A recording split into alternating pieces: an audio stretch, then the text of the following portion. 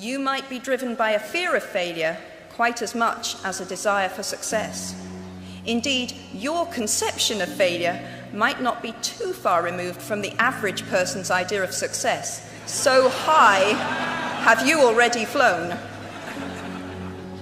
Ultimately, we all have to decide for ourselves what constitutes failure. But the world is quite eager to give you a set of criteria if you let it. So I think it fair to say that by any conventional measure, a mere 7 years after my graduation day, I had failed on an epic scale.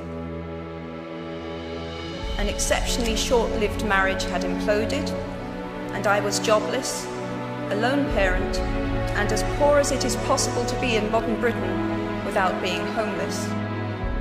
The fears that my parents had had for me and that I had had for myself had both come to pass. And by every usual standard, I was the biggest failure I knew. Now, I'm not going to stand here and tell you that failure is fun. That period of my life was a dark one, and I had no idea that there was going to be what the press has since represented as a kind of fairy tale resolution. I had no idea then how far the tunnel extended, and for a long time, any light at the end of it was a hope rather than a reality. So why do I talk about the benefits of failure? Simply because failure meant a stripping away of the inessential. I stopped pretending to myself that I was anything other than what I was, and began to direct all my energy into finishing the only work that mattered to me.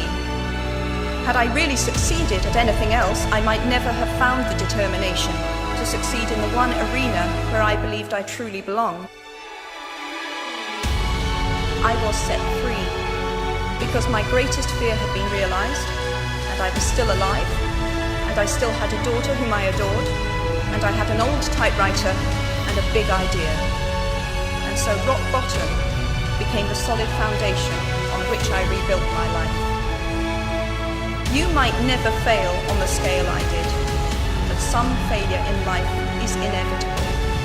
It is impossible to live without failing at something, unless you live so cautiously that you might as well not have lived at all, in which case you fail by default. Failure gave me an inner security that I had never attained by passing examinations. Failure taught me things about myself that I could have learned no other way. I discovered that I had a strong will, and more discipline than I had suspected.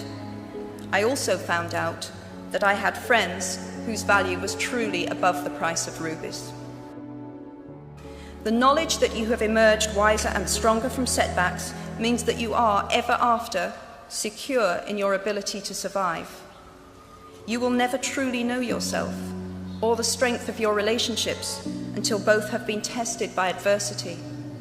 Such knowledge is a true gift, for all that it is painfully won, and it has been worth more than any qualification I ever earned.